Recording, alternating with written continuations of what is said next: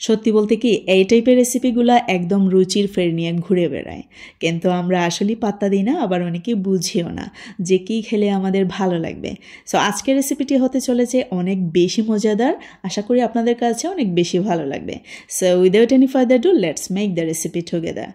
এইখানে আছে প্রায় 400 গ্রামের মতো গরুর মাংস, আমি ছোটো ছোটো টুকরো করে কেটে নিয়েছি।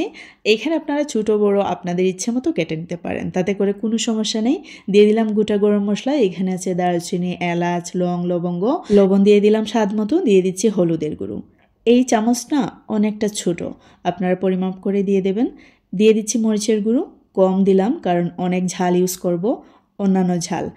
1 টেবিল চামচ পরিমাণে জিরে গুঁড়ো দিয়ে দিলাম, আর 1 টেবিল চামচ পরিমাণে ধনিয়া গুঁড়ো।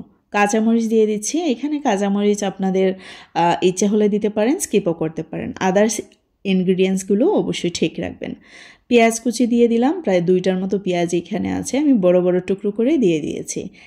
1 কাপ পরিমাণে পানি দিয়ে খুব ভালো করে মিশিয়ে এগুলো রেখে দিব 20 মিনিটের জন্য।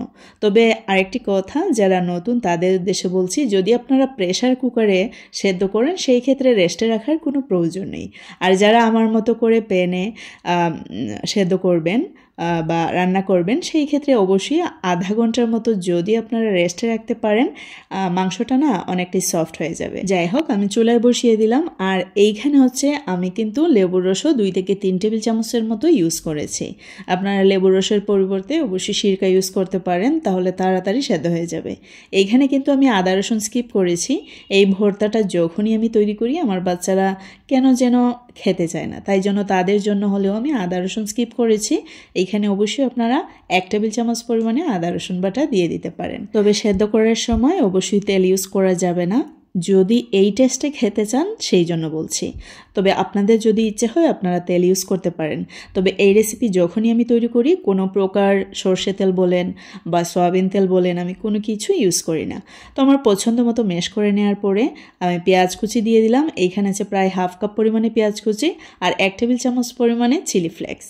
আমার নিজের হাতে করা চিলি ফ্লেক্স, আর এই চিলি ফ্লেক্স কিন্তু অনেক মজার হয়। বাজারে কেনা চিলি ফ্লেক্স দিলে অবশ্যই একটু ভেজে দেবেন, অনেকটাই কিন্তু কাঁচা থেকে যায়। তো যাই হোক, আমি সরষে তেল দেওয়ার পর খুব ভালো করে মাখিয়ে নিচ্ছি। বিশ্বাস করেন এই টাইপের রেসিপি হলে না মুখে অন্যরকম একটা রুচির আবির্ভাব হয়। আমার হাজব্যান্ড তো মানে আমার হাব্বি আর কি, তাই কিন্তু খুব বেশি বালাফাইনি ভর্তা, যেহেতু অফিসও তখন সব সময় এর লাগে দুপুরের টাইমে কিতা খান কিতা হয়, মাঝে মাঝে তো টিফিন দিয়া দেই, মাঝে মাঝে তাই নেই না, ওলা আর কি অবস্থা। তো তাইন্ডে মানে যখন শুক্র শনিবার তখন আর কি তাইন্ডে ও টাইপের ভর্তা, বিভিন্ন ধরনের ভর্তা বানাইয়া দেওয়ার চেষ্টা করি, তাইন্ডে খুব বেশি ভালো লাগে। সো আমার তৈরি করতেও ভালো লাগে। আমি আশা করি আমার আজকের রেসিপি আপনাদের কাছে অনেক বেশি ভালো লেগেছে। ভালো লাগলে লাইক কমেন্ট শেয়ার করতে ভুলবেন না। আর আশা করি আর যে কিচেন বিডি রেসিপির সাথেই থাকবেন। See in the next video. Till then bye. Allah.